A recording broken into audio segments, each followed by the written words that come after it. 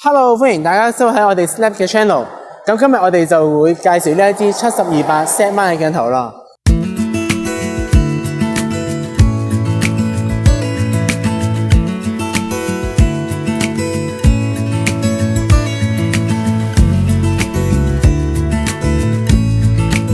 咁呢一支鏡頭咧，其實擺咗上部機之後咧，就唔會話好大支嘅。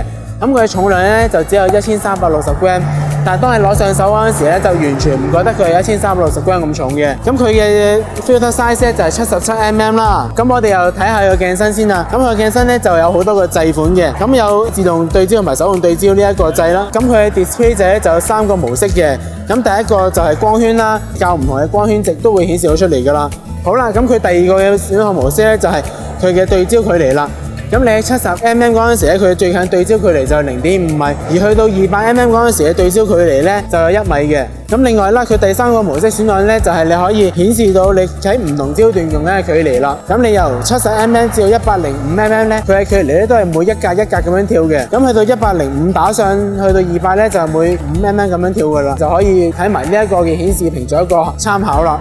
另外呢兩支鏡有2個 L function 嘅掣，而 L function 2嘅掣仲有4粒添，可以俾你自定一啲功能做快捷鍵，差唔多任何嘅功能都可以塞入去噶。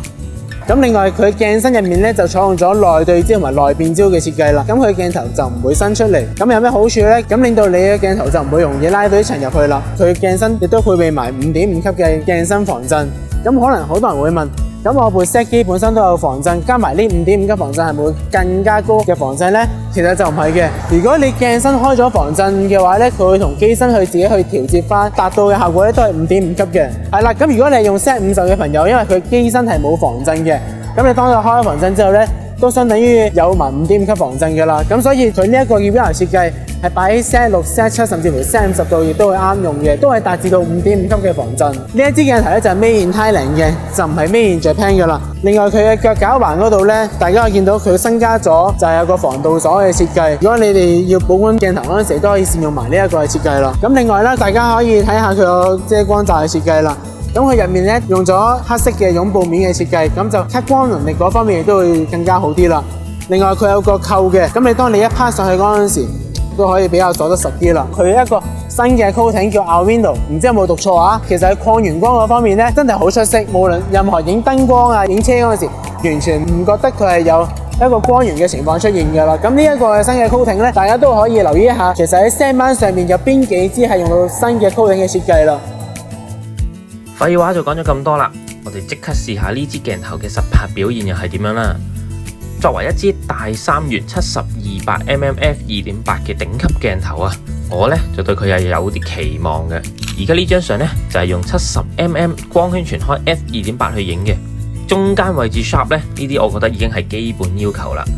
咁我哋最緊要就睇一個邊緣位置啦，見到邊緣位置嗰個解像力呢都係非常之唔錯嘅。咁我哋拎去200mm 睇下啦，可以見到呢，嗱呢幾個招牌嘅字呢都係非常之 sharp 嘅，同埋呢支鏡嗰個防震效果呢比預期好啊！我而家呢係用緊200mm 1/30秒嘅快門影，手持基本上係完全冇難度嘅，大家睇下係可以撳定。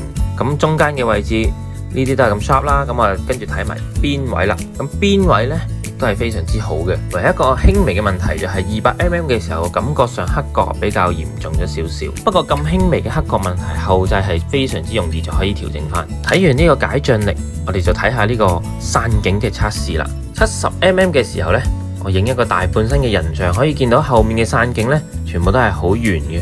但係呢，去到邊位嘅時候呢，就出現咗少少嘅光圈蝕嘅情況啦。呢個光圈蝕嘅問題去到200mm嘅時候呢，就比較明顯。呢一張相而家係 zoom 到200mm去影，基本上偏離咗中間少少，已經開始出現呢個橢圓形嘅散景。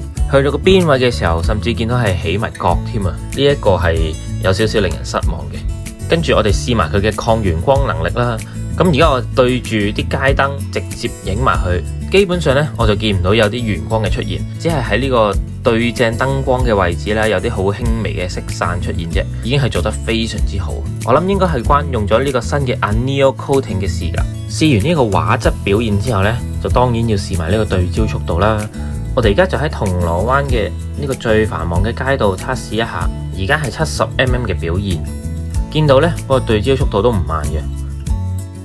然之後試埋200mm 嘅表現，感覺上係比70mm 嘅時候呢慢咗少少。不過呢，因為夜景對焦呢，不嬲都係對相機同埋鏡頭嚟講係一個最大嘅挑戰嚟嘅。呢一個咁嘅速度呢，我覺得已經非常之可以接受啦。好，我哋試完一輪呢一啲 sample 相同埋佢嘅對焦速度啦，唔知大家滿唔滿意呢？咁喺我試嘅途中嘅過程呢，其實我發覺當支鏡擺咗落部相機嗰陣時，你攞上手呢，完全唔覺得重嘅。佢嘅對焦亦都係十分之快，比起 F-mount 嘅72.8小黑7呢，其實有快得多同埋準好多嘅。咁仲有啦，就係佢嘅光圈嘅設計啦。咁佢影出嚟嘅散景呢，其實比起 F-mount 嘅72.8呢更加圓少少嘅。但係相對地呢，其實佢邊位嘅光圈色呢都比較明顯嘅啦。咁可能大家如果中意圓形散景嘅，就可能要將個主體focus 翻喺中間嘅位置啦。好啦，今集我哋講咁多先啦。中意我哋影片嘅朋友就繼續訂閱我哋嘅頻道啦。咁我哋下次再試唔同嘅嘢俾大家知啦。好啦，拜拜。